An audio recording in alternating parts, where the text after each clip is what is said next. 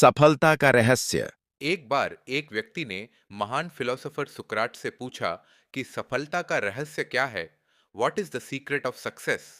सुकराट ने उस इंसान को कहा कि वह कल सुबह नदी के पास मिले, वहीं पर उसे अपने प्रश्न का जवाब मिलेगा। जब दूसरे दिन सुबह वह व्यक्ति नदी के पास मिला, तो सुकराट ने उसको नदी में उतरकर नदी गहराई की गहराई मापने के लिए कहा। वह व्यक्ति नदी में उतरकर आगे की तरफ जाने लगा। जैसे ही पानी उस व्यक्ति के नाक तक पहुंचा, पीछे से सुकरात ने आकर अचानक से उसका मुंह पानी में डुबो दिया। वह व्यक्ति बाहर निकलने के लिए झटपटाने लगा, कोशिश करने लगा, लेकिन सुकरात थोड़े ज्यादा स्ट्रांग थे। सुकरात ने उसे काफी देर तक पानी में डुबोए रखा। कुछ समय बाद सुकरात ने उसे छोड़ बेहोश दिया और उस व्यक्ति ने जल्दी से अपना मुंह पानी से बाहर निकालकर जल्दी जल्दी सांस ली। सुकरात ने उस व्यक्ति से पूछा, जब तुम पानी में थे तो तुम क्या चाहते थे? व्यक्ति ने कहा, जल्दी से बाहर निकलकर सांस लेना चाहता था। सुकरात ने कहा, यही तुम्हारे प्रश्न का उत्तर है। जब तुम सफलता को उतनी ही तीव्र इच्छा से चाहोगे जितनी तीव्र इच्छा से तुम सांस लेना चाहते हैं, तो तुम्हें सफलता निश्चित रूप से मिल जाएगी। अभ्यास का महत्व। प्राचीन समय में विद्यार्थी गुरुकुल में रहकर ही पढ़ा करते थे। बच्चे को शिक्षा ग्रहण करने के लिए गुरुकुल में भेजा जाता था।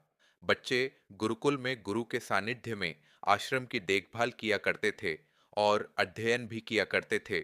वृद्धराज को भी सभी की तरह गुरुकुल भेज दिया गया। वहां आश्रम में अपने साथियों के साथ घुलने मिलने लगा, लेकिन वह पढ़ने में बहुत ही कमजोर था। गुरुजी की कोई भी बात उसके बहुत कम समझ में आती थी। इस कारण सभी के बीच वह उपहास का कारण बनता है। उसके सारे साथी अगली कक्षा में चले गए, लेकिन वो आगे नहीं बढ़ पाया। गुरुजी जी ने भी आखिर हार मानकर उसे बोला, बेटा वृद्धराज, मैंने सारे प्रयास करके देख लिए हैं। अब यही उचित होगा कि तुम यहाँ अपना समय बर्बाद मत करो। अपने घर चले जाओ और घर वालों की काम में मदद करो। वृद्धराज ने भी सोचा कि शायद विद्या मेरी किस्मत में नहीं है, और भारी मन से गुरुकुल से घर के लिए निकल गया। दोपहर का समय था। रास्ते में उसे प्यास लगने लगी। इधर उधर देखने पर उसने पाया कि थोड़ी दूर पर ही कुछ महिलाएं कुएं से पानी भर रही थीं। वह कुएं के पास गया। वहां पत्थरों पर रस्सी के आने जाने से निशान बने हुए थे, तो उसने महिलाओं से पूछा, यह निशान आपने कैसे बनाए? तो एक महिला ने जवाब दिया, बेटे, यह निशान हमने नहीं बनाए। यह तो पानी खींचते समय इस कोमल रस्सी के बार बार आने जाने से ठोस पत्थर पर भी ऐसे निशान बन गए हैं। वृद्धराज सोच में पड़ गया। उसने विचार किया कि जब एक कोमल से रस्सी के बार बार आने जाने से एक ठोस पत्थर पर गहरे निशान बन सकते हैं, तो निरंतर अभ्यास से मैं विद्या ग्रहण क्यों नहीं कर सकता? वृद्धराज ढेर सारे उत्साह के साथ वापस गुरुकुल आया और अथक कड़ी मेहनत की। गुरुजी ने भी खुश होकर भरपूर सहयोग किया। कुछ ही सालों बाद यही मंदबुद्धि बालक वृद्धराज आगे चलकर संस्कृत व्याकरण का महान विद्वान बना, जिसने लघु सिद्धांत कौमुदी, मध्य सिद्धांत कौमुदी, सार सिद्धांत कौमुदी, गीरवाण पद मंजरी की रचना की। शिक्षा, मॉरल। दोस्तों, अभ्यास की शक्ति का तो कहना ही क्या है। यह आपके हर सपने को पूरा करेगी। अभ्यास बहुत जरूरी है, चाहे वो खेल में हो या पढ़ाई में या किसी और चीज में। बिना अभ्यास के आप सफल नहीं हो सकते हो। अगर आप बिना अभ्यास के केवल किस्मत के भरोसे बैठे रहोगे, तो आखिर में आपको पछतावे के सिवा और कुछ हाथ नहीं लगेगा। इसलिए अभ्यास के साथ धैर्य, परिश्रम और लगन रखकर आप अपनी मंजिल को पाने के लिए जुट जाएं। अभ्यास, जिद और जुनून ने दिलाया गोल्ड। ओलंपिक में भारत को गोल्ड मेडल मिलने से हर भारतवासी खुशी से झूम उठा। बिंद्रा की जिद और जुनून ने उन्हें इस मुकाम पर पहुंचाया है। बैंकॉक में हुए वर्ल्ड शूटिंग चैंपियनशिप में बिंद्रा की टीम मेट रही इंटरनेशनल शूटर श्वेता चौधरी ने कहा कि बिंद्रा ने जो कहा वह कर दिखाया। श्वेता मामूली अंतर से ओलंपिक टीम में जगह बनाने में नाकाम रहीं। श्वेता ने बताया कि बिंद्रा ओलंपिक गोल्ड के लिए पिछले 4 साल से अनवरत मेहनत कर रहे थे। बिंद्रा ने जो कहा वह कर दिखाया। ऐसे बदली दुनिया। श्वेता बताती हैं कि एथेंस ओलंपिक के बाद अभिनव के व्यवहार में चेंज आया। एथेंस ओलंपिक में पदक हासिल न करने के बाद ही उन्होंने निश्चय कर लिया था कि वह अगला मौका बीजिंग ओलंपिक नहीं गंवाएंगे। एक स्मरण सुनाते हुए श्वेता ने कहा कि बैंकॉक में वर्ल्ड चैंपियनशिप के दौरान जब भारतीय टीम के अन्य शूटर शाम को शहर घूमने गए थे, बिंद्रा जिम में एक्सरसाइज कर रहे थे। शायद अभिनव को एथेंस ओलंपिक में पदक नहीं जीतने का सदमा ऐसा लगा कि उनके व्यवहार में काफी परिवर्तन आ गया। उसके बाद से वह रिजर्व रहने लगे। इसके पहले वह साथियों के बीच आकर हंसी मजाक करते थे। इसके बाद वह लगातार विदेशों में जाकर प्रैक्टिस करते रहे। श्वेता ने बताया कि बिंद्रा ने स्वयं ही अपने लिए प्राइवेट कोच, कार्डियोलॉजिस्ट व फिजियो नियुक्त किया था। इसके बावजूद छोटी प्रतियोगिताओं में उनके मेडल न जीतने पर कई बार उनकी आलोचना भी हुई, परंतु उनको जानने वाले जानते थे कि अभिनव में वह क्षमता है जो वक्त आने पर बड़ी प्रतियोगिता में अवश्य दिखेगा। उनका टारगेट ओलंपिक ही था। भारत रत्न प्राप्त एपीजे अब्दुल कलाम। अब्दुल कलाम का जन्म 15 अक्टूबर 1931 को तमिलनाडु के एक गांव धनुषकौडी में हुआ था। इनके पिता मछुआरों को किराए पर नाव देते थे। कलाम ने अपनी पढ़ाई के लिए धन की पूर्ति हेतु अखबार बेचने का कार्य भी किया।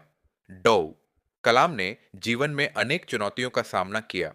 उनका जीवन सदा संघर्षशील रहने वाले एक ऐसे व्यक्ति की कहानी है जिसने कभी हार नहीं मानी तथा देशहित में अपना सर्वस्व न्योछावर करते हुए सदा उत्कृष्टता के पथ पर चलते रहे।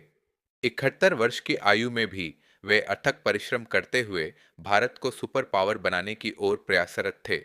भारत रत्न डॉ अब्दुल कलाम भारत के 11वें राष्ट्रपति बने। वे भारत रत्न से सम्मानित होने वाले तीसरे राष्ट्रपति हैं।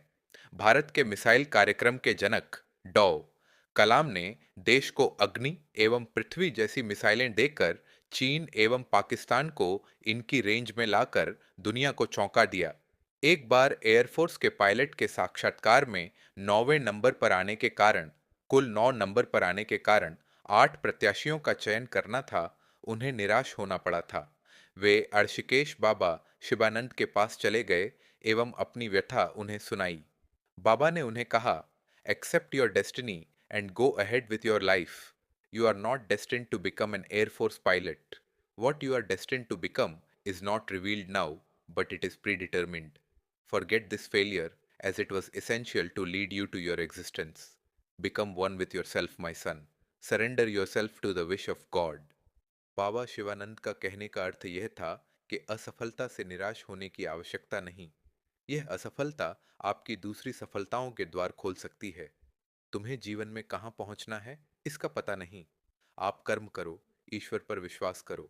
डॉ कलाम का जीवन हर उस नवयुवक के लिए आदर्श प्रेरणा स्रोत है जो अपने जीवन में एक असफलता मिलने पर ही निराश हो जाते हैं। डॉ कलाम ने अपने सारे जीवन में निस्वार्थ सेवा कार्य किया। उनका राष्ट्र प्रेम और उनका देशभक्ति का जज्बा हर भारतीय के लिए सबक एवं प्रेरणा का पुंज है और हमेशा रहेगा। महान गणितज्ञ रामानुजन। रामानुजन का जन्म एक गरीब परिवार में 22 दिसंबर 1887 को तमिलनाडु के इरोड कस्बे में हुआ था। उनके पिता एक साड़ी की दुकान पर क्लर्क का काम करते थे। रामानुजन के जीवन पर उनकी मां का बहुत प्रभाव था। जब वे 11 वर्ष के थे तो उन्होंने एस.एल. लोनी द्वारा लिखित गणित की किताब की पूरी मास्टरी कर ली थी। गणित का ज्ञान तो जैसे उन्हें ईश्वर के यहाँ से ही मिला था। 14 वर्ष की उम्र में उन्हें मेरिट सर्टिफिकेट्स एवं कई अवार्ड मिले। वर्ष 1904 में जब उन्होंने टाउन हाई स्कूल से स्नातक पास की तो उन्हें के रंगनाथा राव पुरस्कार प्रधानाध्यापक कृष्ण स्वामी अय्यर द्वारा प्रदान किया गया। वर्ष 1909 में उनकी शादी हुई। उसके बाद वर्ष 1910 में उनका एक ऑपरेशन हुआ। घर वालों के पास उनके ऑपरेशन हेतु पर्याप्त राशि नहीं थी। एक डॉक्टर ने उनका मुफ्त में यह ऑपरेशन किया था। इस ऑपरेशन के बाद रामानुजन नौकरी की तलाश में जुट गए। वे मद्रास में जगह जगह नौकरी के लिए घूमे। इसके लिए उन्होंने ट्यूशन भी किए। वे पुनः बीमार पड़ गए। इसी बीच वे गणित में अपना कार्य करते रहे। ठीक होने के बाद उनका संपर्क नेल्लोर के जिला कलेक्टर रामचंद्र राव से हुआ। वह रामानुजन के गणित में कार्य से बेहद प्रभावित हुए। उन्होंने रामानुजन की आर्थिक मदद भी की। वर्ष 1912 में उन्हें मद्रास में चीफ अकाउंटेंट के ऑफिस में क्लर्क की नौकरी भी मिल गई। वे ऑफिस का कार्य जल्दी पूरा करने के बाद गणित का रिसर्च करते रहते। इसके बाद वे इंग्लैंड चले गए। वहां उनके कार्य को खूब प्रशंसा मिली। उनके गणित के अनूठे ज्ञान को खूब सराहना मिली। वर्ष 1918 में उन्हें ट्रिनिटी कॉलेज कैम्ब्रिज का fellow of Trinity college 1958 Cambridge चुना गया। वह पहले भारतीय थे जिन्हें इस सम्मान पोजीशन के लिए चुना गया। बहुत मेहनती एवं धुन के पक्के थे। कोई भी विषम परिस्थिति, आर्थिक कठिनाइयां, बीमारी एवं अन्य परेशानियां उन्हें अपनी धुन से नहीं डिगा सकीं। वे अंततः सफल हुए। आज उन्हें विश्व के महान गणितज्ञों में शुमार किया जाता है। 32 वर्ष की छोटी उम्र में ही इस प्रतिभाशाली व्यक्ति का देहावसान हो गया। दुनिया ने एक महान गणितज्ञ को खो दिया। आपको हमारी ये real life inspirational stories in Hindi motivational stories कैसी लगी? कमेंट में अपनी प्रतिक्रिया ज़रूर दें।